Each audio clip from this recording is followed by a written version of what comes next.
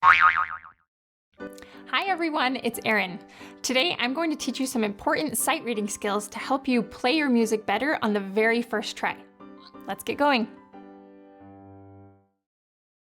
Often, when I am taking on a new student, I ask the parents and I ask my student what's one goal that they have. And a regular answer is, I want to be able to sit down and just play for fun. Well, that is sight reading, to be able to sit down, look at your music, and just be able to play without practicing. So these are some important skills, even as you're learning music, that can help you learn your music quickly and with less mistakes. So when can you start practicing sight reading? Right now. It doesn't matter if you've just started piano today or if you've been taking for years. This is a skill that's important to do every day, no matter your level.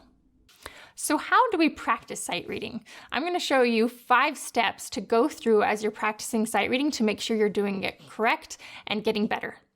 Step number 1, pick the right music.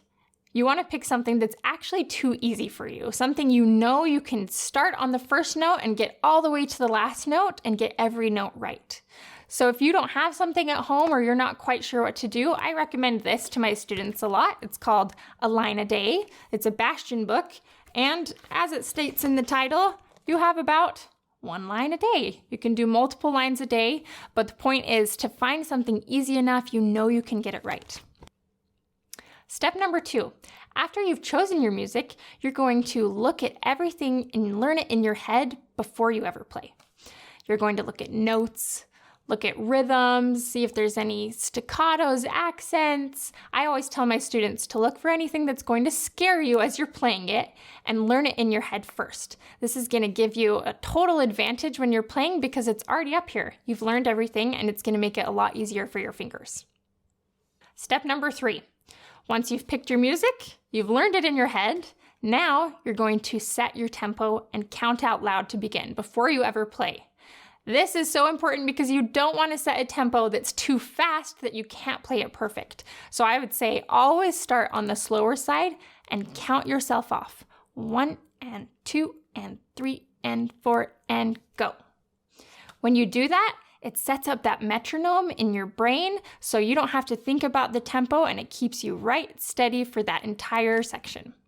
Step number 4, after you've set your tempo, you've counted yourself off, you go. And the important thing is you keep going. You don't stop.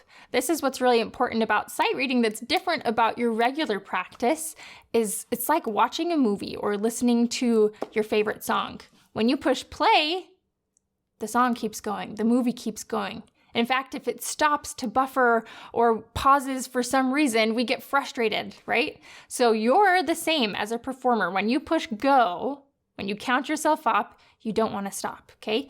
I would rather have one tiny wrong note and keep going than to stop and lose the beat and try and go back to fix it, okay? So that's going to be tricky to practice, but as you keep practicing, you're going to hear your playing get fluid and smooth, and it's going to sound good on that first try. Finally, step 5, give yourself 2 more tries. It is a lot to expect yourself to be perfect on the first try, and you will get perfect on the first try the more you practice sight reading, the more you go through these 5 steps. But I always give myself and my students 3 tries, and you're going to see yourself get better with each try until eventually you only need 1 try, and you'll be able to sit down and play what you want as you read it. If you're wanting to sit down and just play for fun, then this might not sound that exciting. So one way to change that is by turning it into a game, a point system. And this is really helpful, especially for parents and teachers as you're sitting next to your student to make it a bit more rewarding.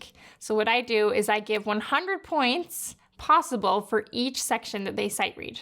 It starts at 100, and if they miss a note or a rhythm, it's -5.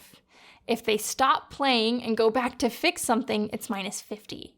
So this can really quickly help them keep pushing through to play through an entire passage without stopping. And I obviously always add a reward. When you get 80 points or above, 90 points or above, you can pick your reward of your choice.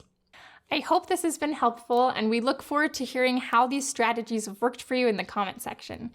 We'll see you next time.